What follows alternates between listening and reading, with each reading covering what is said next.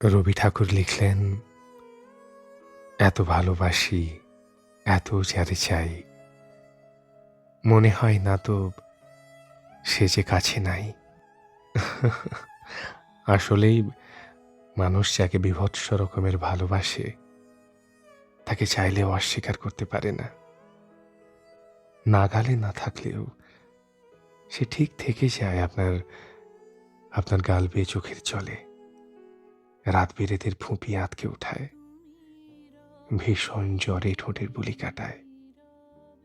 ওই যে ওই যে পছন্দের গানের লাইন কানে এলেই যে মানুষটা আপনার বুকের পাঁজরে হুটপাট চাপটে ধরে, কিংবা মায়ের পরে যাকে ভীষণ মনে পড়ে, আমি তার কথাই বলছি।